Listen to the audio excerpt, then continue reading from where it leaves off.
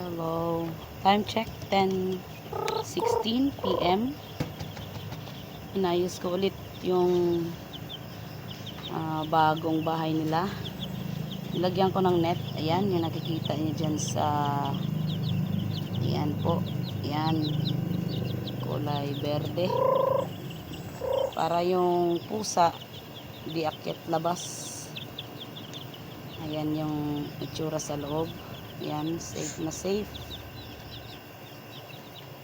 Ayan, safe na safe.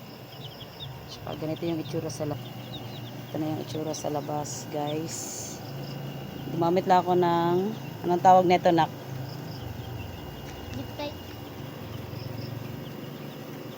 Ayan, para mas madali lang siyang talian. Tsaka para mas warm pa, kinapalan ko na yung Rizal. Di pa yan tapos, guys. Unfinished pa. Temporaring pintuan. Ito, temporaring pintuan. Pero safe na. Yan yung ano, ikot tayo dito banda. Yan. Half net.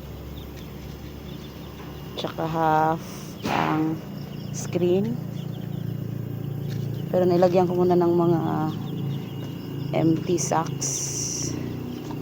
Yung half para mas warm kasi.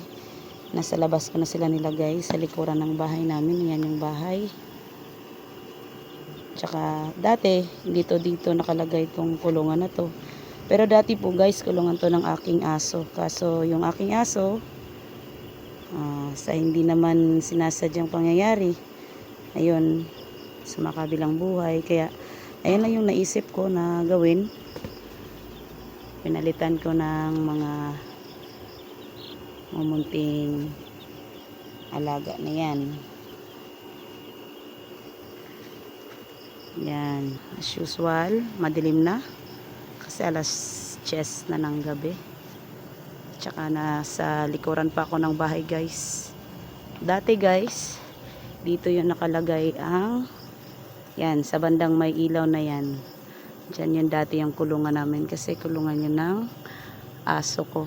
Tsaka madilim na, tulog na yata mga kapitbahay. Kaya andito ako, tinapos ko to yung kulungan nila kasama yung nahihiya kong second son na si Rainer.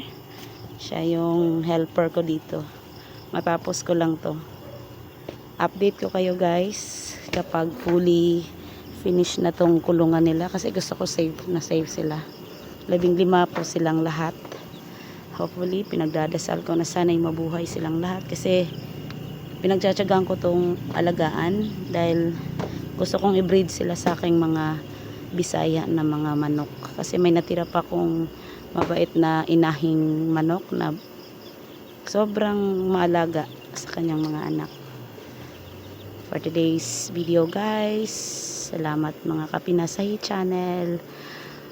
Please po sa pag-support ng aking channel po para po sa karagdagang mga videos pa. Update ko kayo, guys, parate hanggang lumaki po sila.